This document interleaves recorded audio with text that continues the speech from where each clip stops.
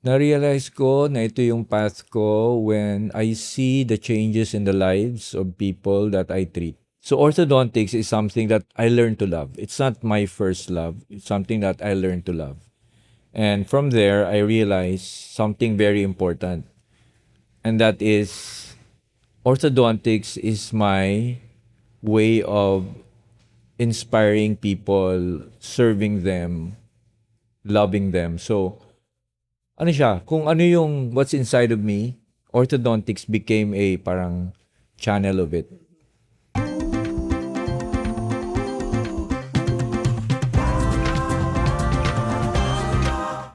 Welcome to Safe Space Connects, where we bring together the brightest minds in dentistry. Join us as we explore the art and science of the oral world. So open wide and enjoy listening. Ang guest natin ngayon ay isang internationally recognized dentist, airway dentistry pioneer, educator at global speaker. Baka dumaan na rin siya sa inyong TikTok FYP. He is the founder of Urbidontics, a multi-clinic practice of orthodontics, airway science, and modern digital-driven dentistry. He is also the upcoming president of the International Association for Orthodontics this coming 2027. Please welcome Dr. Gami Urbi. Hi, Doc. Hi, Chris. Good So glad to be here. morning, good Yeah. Good afternoon, afternoon. Yes. good evening.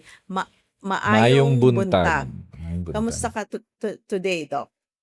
Well, I'm very excited to be here. I'm so happy and I'm glad you invited me because I know this safe space is really a safe space to talk about anything about dentistry, which is our passion, what we do every day. So, thank you for really, no, for inviting me. So, just to let our listeners come to get to know Dr. Urbi, though he's quite popular in the social media field, you can see him in TikTok, in all social media pages. You're from Davao, Doc, am I right? Or here in Yes, right Manila? now I am based in Davao. Mm-hmm. Okay. Been living there since 2009. Okay. Okay. And you own practices all over the All over Philippines. the Philippines, I have Quezon City, Trinoma, mostly Ayala malls. Okay. Okay, and then right now, my work is more or less full time as a clinician Mm-hmm. in Davao City. So more on the branches are management. Mm-hmm. May I ask, how did you start the practice of orthodontics? Did it start here in Manila or sa Davao muna siya nag-start? Okay, so basically Urbidontics, no, it's a brand Yes. that I started during the pandemic. Oh, really? Talaga nung Yes, pandemic 2020. nag-start? Okay. At the peak of pandemic, I opened a clinic. Imagine, well, clinics were closing. Mm-hmm. I was opening, and it is not, it is not by chance. I think it is God's design Yes. for me. Mm-hmm. Um, parang ano siya eh, parang legacy. Mm-hmm. Okay, legacy ko. So knowing that Dr. Urbi, way back before, I was seeing you in a lot of seminars already and workshops all over the Philippines. You are also heading orthodontic study groups, if I'm right. Um, you were an educator first or businessman? So, okay, good question. Kasi as a dentist, no, we have to play several hats. Okay, so we have to be a good businessman. So ako, ang heart ko talaga is into education. Mhm. Okay, so I want to be a very good clinician so that I can educate better. Mhm. So, yun. And then, yung sa business side naman, it is forced upon us. No? Yes. We have no Eventually. choice. Oo. But it is we need to run a business, di ba? So you have to balance those things out. For me, that's something that's quite unique to us kasi it's a really a skill that you have to learn for you to become successful in our field. You have to you have to wear several hats. Yes, that's very Diba? true. So, yeah. So, Doc, saan nagsimula yung journey mo sa orthodontics? Tell me about Okay. how you So, started it all. particularly airway orthodontics. Okay. So, honestly, hindi ko siya first love. Okay. Pero when we started dentistry, we do general. Yes. We do all. And then eventually, we have identified field that we don't like. Tama? But somehow, yung ano natin, yung direction natin flows us to something that eventually we learn to love. Yes. So orthodontics is something that I learned to love. It's not my first love. It's something that I learned to love. And from there, I realized something very important. And that is, orthodontics is my way of inspiring people, serving them, loving them. So, ano siya, kung ano yung what's inside of me, orthodontics became a parang channel of it. Okay, so, yeah, So, so, just a little background. You weren't doing orthodontics all throughout your practice. You started doing general dentistry, or you were doing other specialized skills like probably surgery or ano. Did you try doing that or I immediately? tried doing all, Okay. like everything, but eventually, crazy, when you reach a certain age, you don't want to be forced on doing something that is not your gift, diba? So eventually talaga kasi we have to be focused on certain field that we like and that we are good at. In other words, something that is considered your passion, diba? So ito So, 'yon. ano yung moment na na-realize mo na ito na talaga yung path mo, Doc? Na-realize ko na ito yung path ko when I see the changes in the lives of people that I treat. And nakikita ko yung role ko dito sa field na to. And it's actually airway dentistry or airway orthodontics. It's a very niche market, Yes. so to speak. No? Kaunti lang ang may alam. Most of us know about orthodontics in general, Yes. pero ito very specific kasi airway driven, meaning medical. It's a lot to do with medical, not just cosmetic, but really it's something that will benefit the patient's life, quality of life, long term. So kaya siya special field talaga, emerging field. So I know because of your lectures, you have shown cases, you have helped young kids, Yes. young adults, and even the seniors or the adult generation na nag-iiba talaga yung nag-change talaga yung buhay nila after having airway-driven orthodontics. May you explain what is the difference of traditional orthodontics Okay. from that? So, to make it easy to understand, traditional is like the entry level, the most basic field in ortho, wherein they just align teeth. Yes. Okay, so align teeth and improve the bite. Maybe cosmetic. That's the goal, di ba? Yes. In airway dentistry, it's deeper. Because now we are talking about improving breathing, which is very important. In effect, improves sleep. Kaya nga, dental sleep medicine, airway orthodontics, they're related. Kasi there are about 30 to 40% of people affected by this condition called sleep disordered breathing. Ano ito? Ito yung snoring, apnea. They don't know where to go. They eh. don't really know what's the reason why they're Why ending they're up snoring snoring. so badly. Their kids are snoring so badly. and then apnea, which is really fatal. A lot of stroke, heart attacks happen because of sleep disordered breathing, which is an airway issue. What is the solution to that? They usually give CPAP machine. Ito yung Yes. mask that they wear overnight para makahinga sila, makatulog, okay? So tayo in dentistry, Chrissy, we provide a permanent long-term solution because we can modify the structure. So ultimately, people wouldn't want to wear masks. We can provide a permanent long-term solution because we can change the structure. We can change the airway size. We can change the jaw.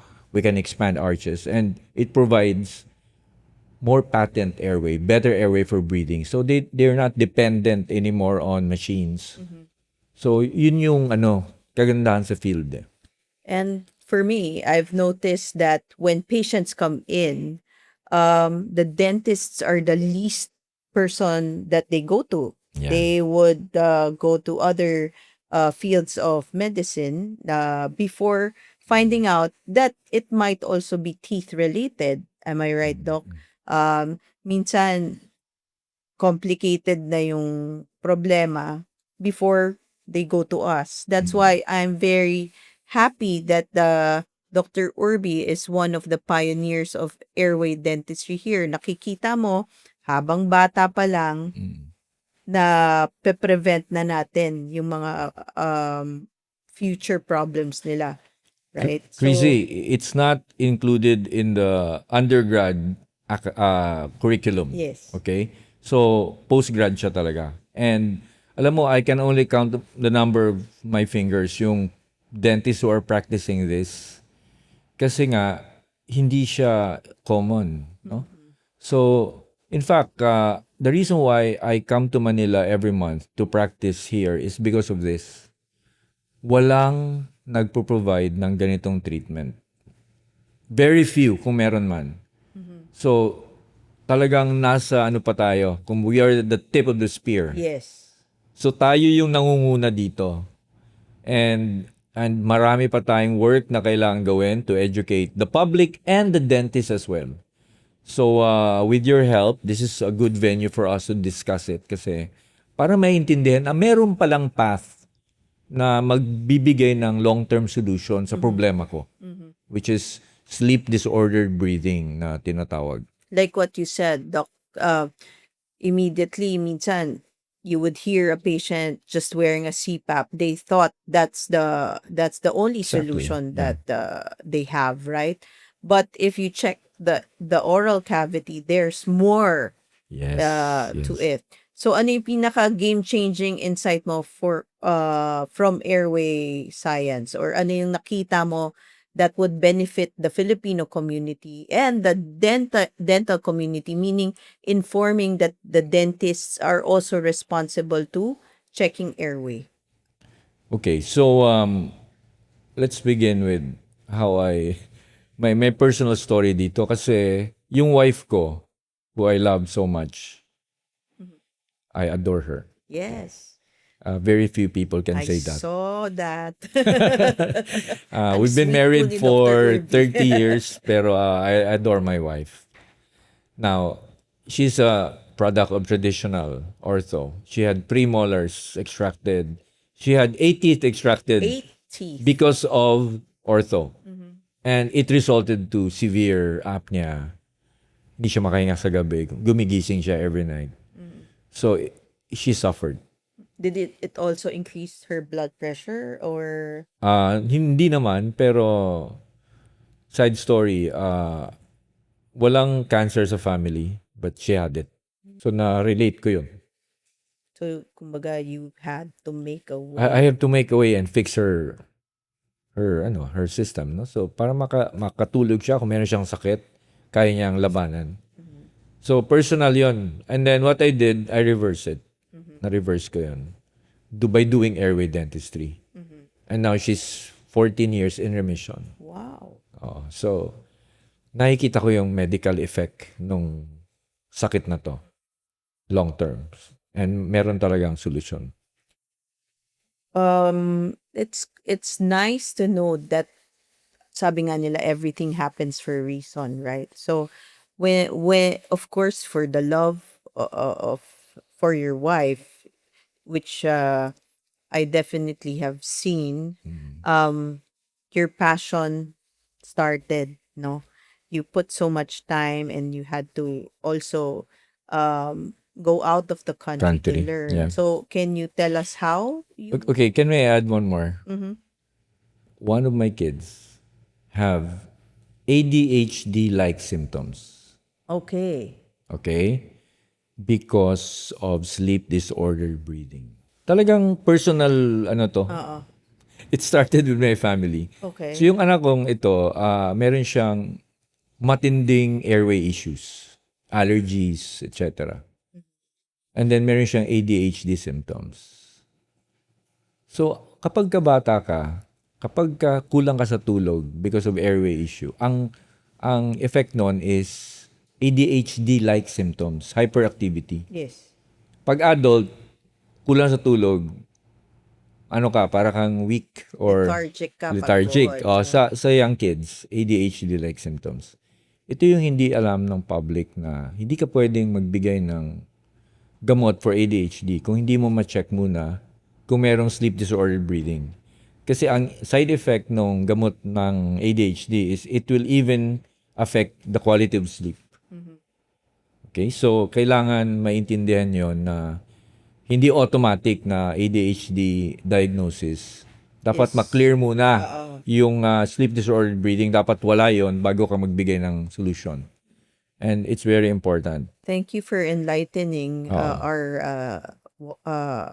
kumbaga yung mga taong nakikinig sa atin kasi sometimes you already want your kid to To go, thrive. yeah. Mm. And unfortunately, I am seeing a lot of mouth breathers um ending up with ire-refer na lang natin sila sa sleep doctor. Yeah. But since at least you informed our watchers, our listeners that it might just be ADHD like symptoms, and then you just have to check on Check the airway. the airway. Fix the airway. Okay. How do we do that? Of course, we eliminate whatever obstruction or inflammation Yes. with medication. Usually, we refer them to allergologists kung may allergy to correct the mouth breathing. Kasi yan ang number one cause, mouth breathing. And then we expand the jaw. We move the mandible forward. Yes. Tayo lang kasi pwedeng gumawa niyan. Yes. And it addresses it long term. So we can provide a long term solution. Now, most of these kids they grow up, they don't thrive because they lack sleep Yes. and they have other symptoms that will not provide them a kumbaga, environment where they can be best version of themselves. So napakadami krisis, sobrang daming batang affected by that. One of our research in SPMC is the correlation between poor performance in school Yes. and sleep disordered breathing. Meron.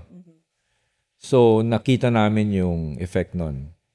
And meron talagang effect academically, cognitively, yung kulang sa tulog, especially sa growing kids. So at least airway dentistry is really playing a big role, 'di ba? For not only for kids, preventive for even young adults na why are these kids having so much kumbaga disadvantages. So sometimes I think Safe Space is playing a big role when it comes to introducing new professions, new skills, and informations that not only dentists can pick up, but also our Filipino citizens that hindi lang ang solusyon would be going to the medical doctors, but also to the dentists as well. So, Tayo ang frontline. oo. We are at the front. Especially, like, I personally know someone who died of sleep disorder. Unfortunately, it was undetected. He was first he was obese. Next, he had like Hypertension. hypertension, and then eto yung notion ng Pilipino na sinasabing namatay dahil sa Bangungot. bangungot. What can you say, Doc? For Okay. me, is it real? Maraming cases na namamatay during sa tulog. Habang natutulog. Yes. And they say bangungot. Actually, walang medical term. Ang nakikita namin dyan is an airway obstruction. Kasi sa sobrang tagal na nung pasyente nagsasuffer ng ganong, yung heart, hirap na hirap. Yes. Every night, can you imagine, na-choke every night. So, ang heart overworked. So, bibigay din, actually, eventually, bibigay din yung heart. So, yan nadidetect, nadadiagnose natin early. So, kasama tayo dun sa frontline ng diagnosis. Para tayo yung magre-refer kung saan natin sila ipapadala to provide them quality of life. So, napaka-importante itong field na to. Kasi even medical doctors are not aware na we can actually provide a solution to these patients. Imagine if it was just prevented because he's a like a childhood friend, and then I heard how he actually passed away. Sabi ko, it's not bangungot. There's something deeper into that. At the age of 30, Wow. he ended up dying in his sleep. And I asked, he was with his someone inside the room, and I asked, what were you hearing? And he said he was excessively snoring that night. Apnea yan. Oo. So, okay. So, ito yung mga signs na meron kang apnea. Okay? Night grinding. Bruxism Yes. or night grinding, teeth grinding is actually a sign that you have an airway deficiency. May problema ka sa breathing. Yan ang number one So research pag ngayon. may naririnig silang Even kids. sound, Sound. sometimes it's like rocks. Correct. Diba? So, ang problem there is they provide a solution na mouth guard. Pero actually, it gets worse with any device in the mouth. So, hindi yun ang solution. So at least our listeners are now aware that if they have partners at home and they hear, Okay. It's So, a big, ito yung sign. Okay? Dapat walang night grinding, good sleep. Dapat sarado yung bibig. Dapat wala kang maririnig anything. Hindi ka magigising sa gabi. Hindi ka iihi. Okay? Yes. Hindi ka magigising. Yun ang sound sleep. Sa longevity, importante yung nutrition, exercise, stress, but sleep. Yung apat na yun yung pillar. Pag natanggal yung isa, don't expect a healthy life. yes.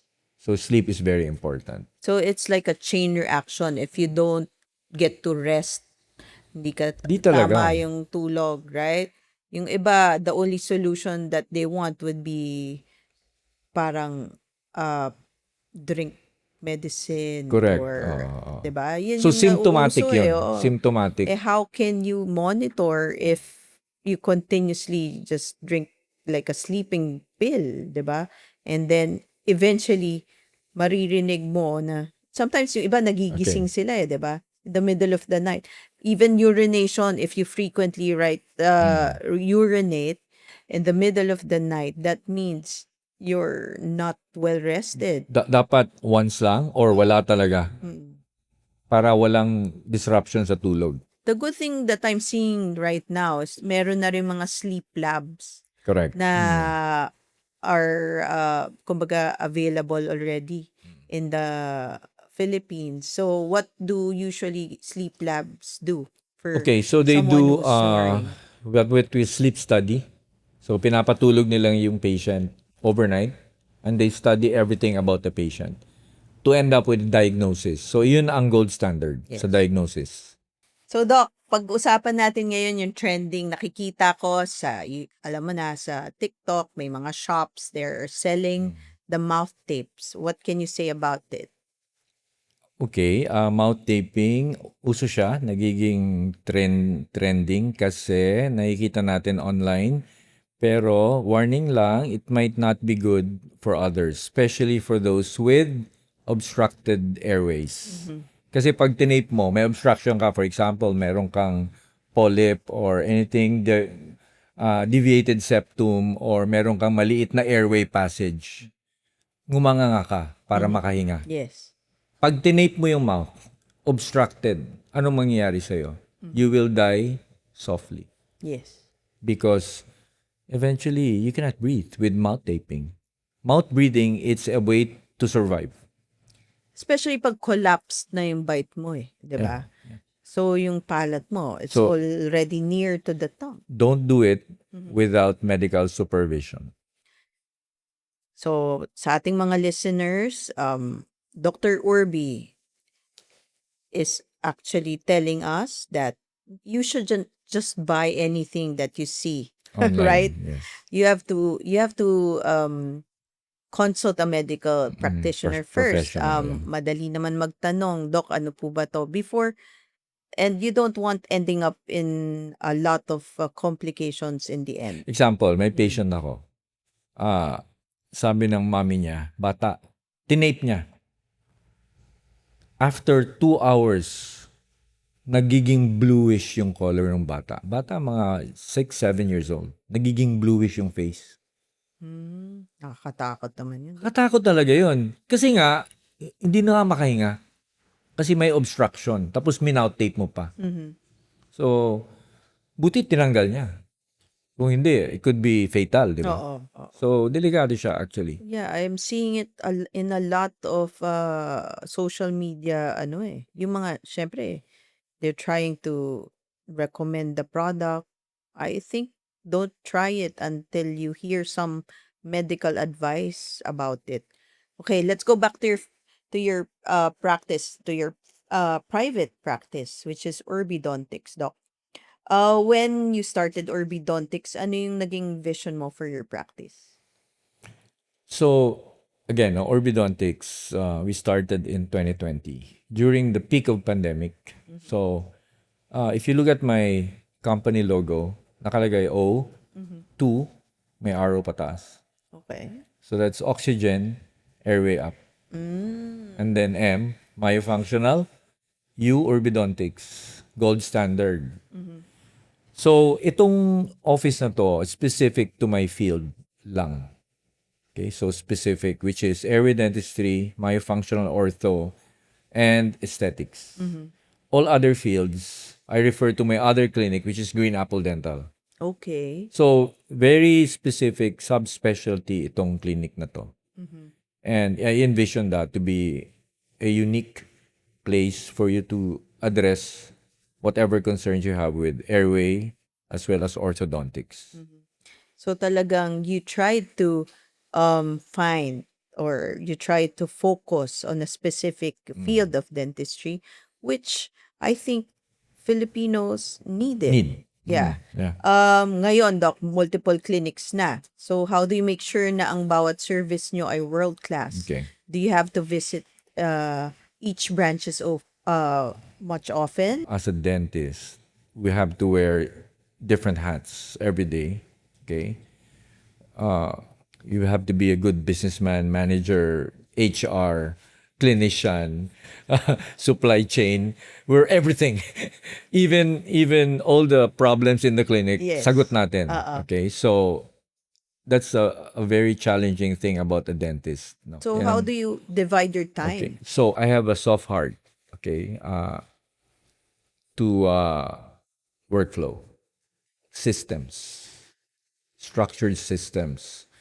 So lahat ng clinic fine-tuned na meron siyang workflow na efficient.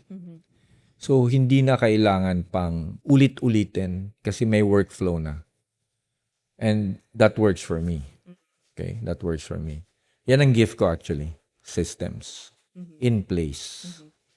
nagiging ano siya, nagiging kultura na ng company ito. And once you do that, it's easier. And you start with the core, Mhm. the purpose. So, pagka clear sa'yo yun, yung systems will follow eh. So, custom fit yung system dun sa core values mo as a business owner, as a dentist. So, So how do you make sure na world-class ang service, Doc? actually, I don't like that word. Mhm. Kasi pag sinabi mo world class, parang, different needs naman ng world eh. Aha. Patient-centered. Yan ang gusto ko. Gusto ko yung napoprovide yung kung ano talaga yung kailangan, yung need ng patient. And to be able to do that, you have to be in a way updated with your equipment, with everything, even the starting from the phone call to the dental assistant, everything should be working efficiently. So it still boils down to personal touch. Am I right? Definitely. Like what- Walang one single solution to all clinics. Custom fit 'yan. Bawat So it's really clinic, yeah. tailored, Tailored to the talaga. Filipino. Yeah. And Yeah. then the way that I see it, of course, you have to cut or you have to visit each and every branch. And now, sinasabi mo nga, the core, the value is very important. I think you're not only a businessman, you're also a mentor to the other dentists that you don't just employ, but also to the Filipino dental community. So maganda yung ini-impass mo sa kanila na dapat ganito talaga yung maging practice nyo. You start with the very core and then you lead to then it would lead to good intentions, which is serving your clients as well. So can you share an experience na talagang nagbago, Doc, yung perspective mo as a clinician? Ang nakikita ko diyan is dentistry is becoming quite commercial. Sadly, unang-una, we took an oath to be a doctor. To be a doctor means you're a healer. Pag tinanggal mo yun at inuna mo yung iba, you're on your way down. And you may have all the money, all the success, but deep in your heart, you are not good enough. To be good enough is to say, I did my best for all the patients that come to me to provide care, well-being, honest treatment. So yun yung core ng ano ko. Yun yung Puso. yun dapat. Oo. Yun dapat. Yun ang dapat maintindihan na life is short. Live it well. Live it according to God's plan. So, kapag ka ganun, Chrissy, kahit mahirap yung trabaho, gagawin mo eh. Kasi alam mo, yun yung tama. Di ba? So, sana hindi ko sinasabing lahat ganun, pero dapat ganun yung goal natin, yung intentions natin sa lahat ng ginagawa natin. Start with why. Start with a why. Yung Simon Sinek. Start with your why. That's one of our favorite books. Even Dr. Ryan is also recommending. Yeah. Simon Sinek is saying it boils down on your why. It has to start with the why, not with the how or not with the what. We already know what our how. Ginagawa na Yeah. natin yun, Oo. 'di ba? And what would be the what we do. But why? Sometimes dentists don't know what their why is. So, other than being as passionate as this person, I mean, Dr. Urbi is very passionate, not only in the dental field, but you have to tell our listeners what other things are you passionate about. Um, do you have time to do something else, or do you have hobbies, Doc? I know I've been seeing a lot of your I don't know, is it de-stressing, or you just wanted to be adventurous or find the fun out of life? Ano, kamusta, Doc? Okay. First and foremost, we are so stressed out every Yes. day that we need to unwind. We need to de-stress. We need something like an outlet. That's why I do all those things. Sabi mo nga, life is short eh, Life di is ba? short. So I want to try different things. And I have done so many things. So most of you know, I did a lot of Ironman. Yes. That was the first, Yeah, parang sabi ko, wow, Dr. Urbi. it requires discipline, a lot of answering your why I do it, okay? And then of course my motorcycles, lahat extreme. Oo. Lahat Nasa extreme. extreme sports ka, Doc, eh. Extreme. So luckily okay naman ako. Had some few May calls. kailangan bang approval ni Ang ano ko lang, every time lalabas ako, yung asawa ko nagiging mas madasalin because of what I do. Okay. Pero she knows me and she supports me naman. But with lots of prayer, I'm safe. So ang Basta one yung mga thing, gears mo lang, Doc, ha? Make sure yeah. na... But one thing I assure her na I'll come home safe. Okay, I'll come home safe. So yun lang naman na gusto niyang marinig. Yes. And living in Davao, where you have so much nature around, Yes. diba? You have so many options of doing that. Kwentuhan mo ako, Doc. So, marathon a couple of years ago, right? How many marathons have you done? I don't do full marathons. Okay. I just do full Ironman. Okay. I did 2 and then lots of half Ironman. So yun kasi requires to run. I don't like running. Okay. I don't like swimming. I love biking. But it is required to finish. So I do it. Okay? Ganun yung klaseng discipline meron ako para magawa ko yun. It really teaches you discipline. Yeah. Okay. And ano rin, next would be after the marathon, the Ironman, it's now motorcycles. Am I right? And pickleball now. Pickleball na tong Medyo nag-ano ka na, Doc. Medyo as you grow older na, medyo gusto, the thing I love about pickleball, we do it with my kids and my wife. Okay. So now when I do marathon, I do Ironman, it's me, ako lang. Oo. I ride my motorcycle, ako lang, with my friends. This time, it's with my family. Yes. So, and So I love it all it. has to boil down with connections, right? Correct. So from motorcycles. By the way, Oh. I am a varsity tennis player. That's why. For almost 40 years, I've been playing tennis. Okay. So, kaya madali sa akin mag-transition to pickleball. So, easy for me. Okay. Ah, Pero Doc, yung motorcycles, wala bang time na sinabi sa'yo ng wife mo na tama na yan? maraming beses. Okay. Pero matigas talaga yung ulo ko. And she knows that. Okay. So, safe naman. Okay naman.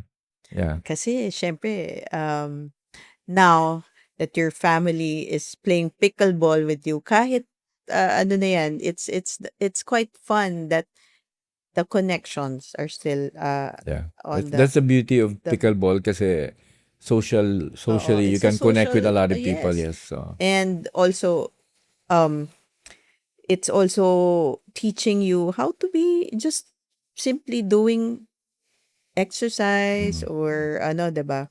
So, Doc, sa isang post mo sa Orbidontics na Facebook page, sinabi mo dito na the biggest change is the confidence gain, not just the smile. Ano ibig sabihin nito sa real patient experience? okay.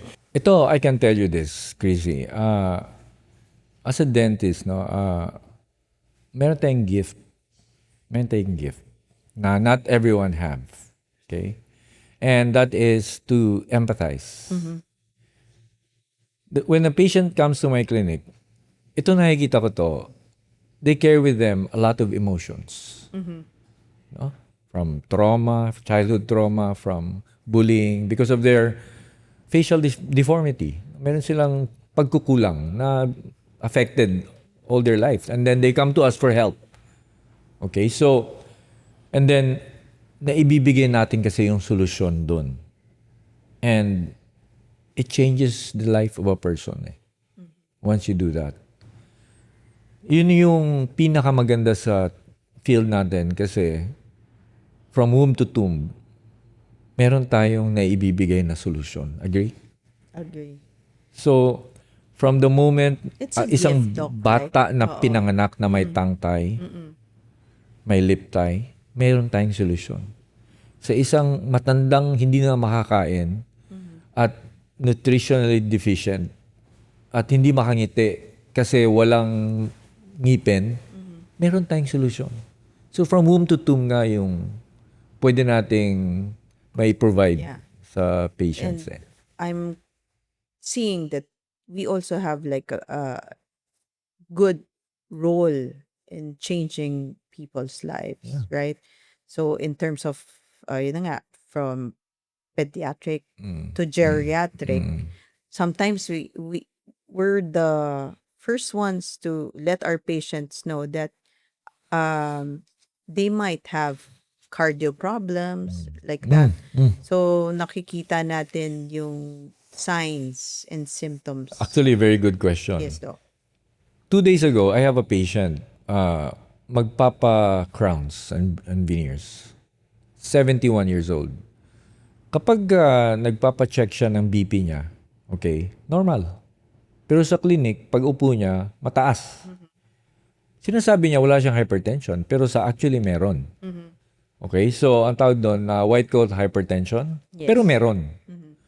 So sinabi ko, magpa-check ka, magpa-monitor ka. True enough, The patient meron has- talagang hypertension na fluctuating.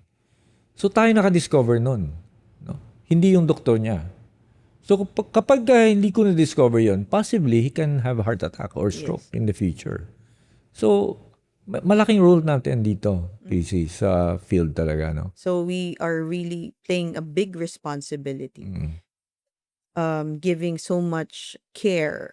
And it's not just Attention, the oo. skill na nagpapasta lang tayo, naglilinis lang tayo, but we're also informing like how to prevent things from happening. So yun yung maganda sa practice natin, na we are being responsible clinicians to give them chances of not ending up in medical conditions, right? So minsan nga sinasabi ng mga, kasi sometimes Filipinos tend to overthink eh. May sakit na ba ako sa ulo? Or meron na ba akong tumor? Or meron na ba akong cancer? And to end, nasasabihin lang ng doktor, can you just go to your dentist first and then let, yeah. 'di ba? Usually TMD related problems.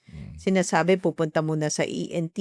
Yung pala sasabihin lang ng ENT there's no problem with your ear. Then go to a TMJ specialist. So minsan nakakalimutan tayo na magiging magkokonsulta na sila at the very end of gumastos na sila sa CT scan, gumastos na sila sa multiple consultations sa mga doktor. And then sasabihin lang at the end, you don't have a tumor, you don't have any brain problem, but you don't have anything, but you go to your dentist, 'di ba? That's why we're also trying to parang inform a lot of Filipinos that it's still important to see us, 'di ba? At least not like not that much, but also just see us for twice a year, that's fine. 'Di ba malaking bagay na meron din ako, doc, na isang patient ka nun eh. She's at her like 50s. Sabi ko, tumataas, nag-180 rin yung BP niya.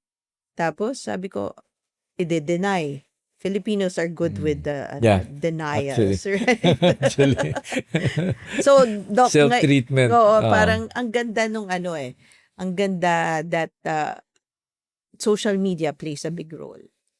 Dr. Urbi, if you see him in his TikTok, he's throwing a lot of good education and information, not only to dentists, mga kapwa-dentista, but also to the Filipinos. And natutuwa ako pag nagbabasa ako, doc, ng mga comments mo eh. Parang nagtatanong rin pala sila dun sa dun sa when they send their comments. So sometimes ano yung mga questions na na-encounter mo? Okay. Now, una muna, okay, it's very important that if you are a content creator, you have to be very responsible. I agree. Okay? So, tatlong importanteng bagay ang ginagawa ko. I always make sure to check if, number one, is it the truth? Totoo ba yan? Number two, is it inspiring? Will it inspire people to improve their life? Or give hope? Number three, dapat evidence-based. Pag wala yan, pag-isipan mo yung content mo. Kasi it may not be good long term. No? So, may be good now because you get likes or whatever, attention. Pero will it benefit you long term?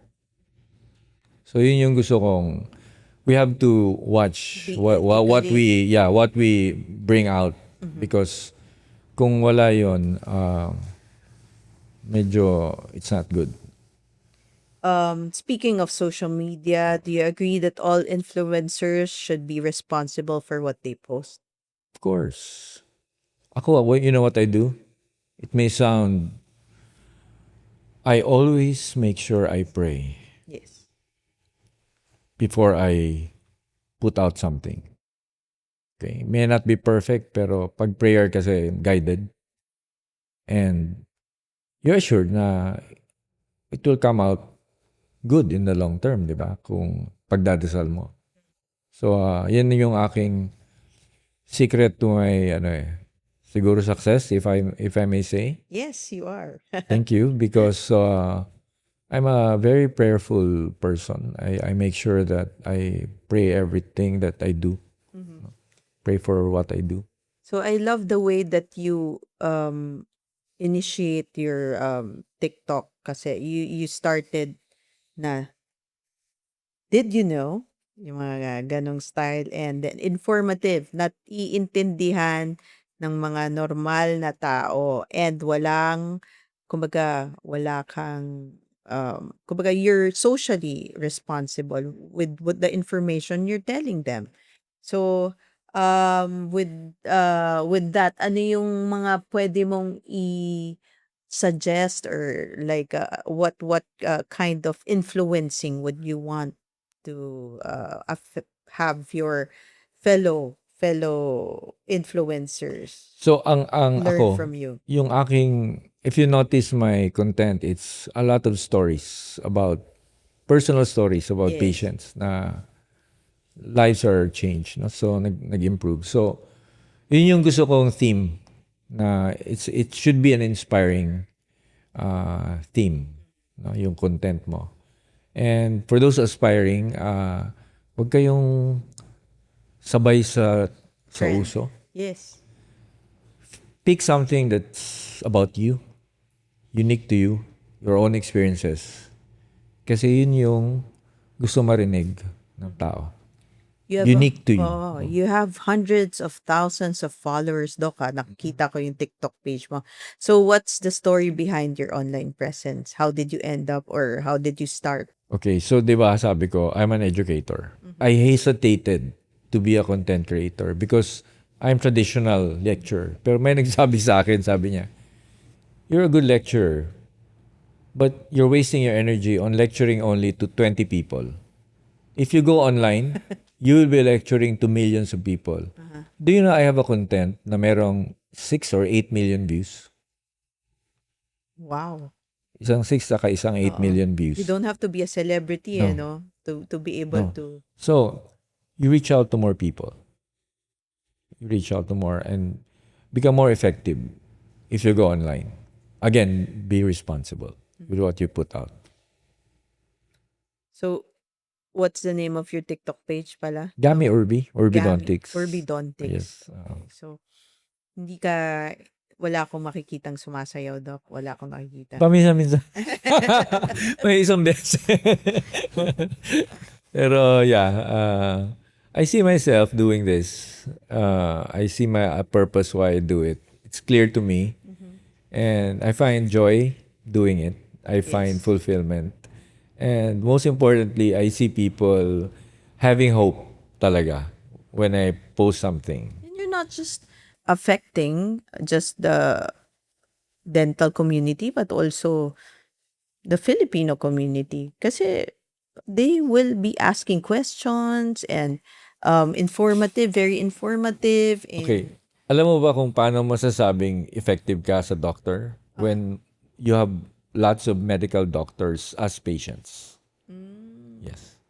So, marami ako niyan. Mga medical doctors coming to me for treatment. So, that means you're doing something right medically. for our dentists, any inspiring words by Dr. Werby that you can share or teach them about life? Siguro, I can sum it up. No, I can summarize it to, I think, sinabi ko sa mga anak ko na nasa medical, you will never be rich. You will never be rich financially. Pero yung experience, we are so rich with it. We change lives. We help people. That's the best part of being a dentist. You're affecting life. You're changing lives for the better. Pero okay rin naging mayaman. So, matagal kang magyayaman. Matagal kang kikita. Yes. Pero yung experiences mo, hindi nababayaran. That is the Dr. Gami that I want them to hear. The person which has the heart. And you're telling me that being rich comes second, diba? The experience comes first. By the way, as a dentist, you can be financially stable, pero kapag kayo ang naging priority ng practice mo, mag-iiba.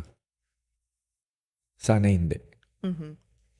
Because I assure you, money will follow once you do right. So, and that's my advice to the young dentists. Truth Be Told segment. Time for the Truth Be Told ng Safe Space Connects. Bibigyan kita, Doc, ng statement and you will tell me if it's a fact or a fake ang sagot mo. Then, short explanation lang. Ready ka na, Doc? Sure. Truth be told, mouth breathing in kids can affect facial growth and development. Fact or fake? Fact. Mouth breathing is one of the worst things that a child could do. It affects a lot of things, not just the form of the face. Crowded teeth can be a cause of it, and then also long-term health. So it's a benign condition that needs to be addressed. Truth be told, sign na healthy ang gums pag ito ay dumudugo kapag nagpa-floss. Fact or fake? Fact. Fake. Okay. Kasi hindi healthy yon pag dumudugo. Dugo means may problema. Yes. So it should be addressed. Yes. Truth be told, nagkaka-crowded teeth or sungki ang ipin kasi masyadong malapad or malalaki ang ipin. Fact or fake? No, hindi pwedeng malaki yung ngipin. Maliit yung arch, yung arch form. Maliit yung jaw, kaya nagka-crowding. So ang solusyon, hindi bunutan ng ngipin, kundi i-expand yung arc para mag-accommodate ng crowding. Maraming salamat, Dr. Gami, for sharing your insights on not just modern dentistry, airway science, and how you are influencing the young and the Filipino community as well. And to some of the dentists and their future dental practices. To our listeners, if you enjoyed this episode, don't forget to follow Safe Space Connects on Spotify, YouTube, Instagram, and Dr. Gami, it's all over in TikTok and in seminars, any upcoming seminars.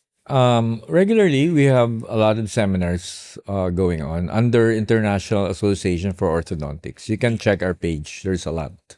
So we will see you there and hopefully in the conventions as well for more conversations that bring dentistry closer to life. Follow Safe Space. See you again on the next episode of Safe Space Connects. Thank you very much. Thank you, Doc. Thank you.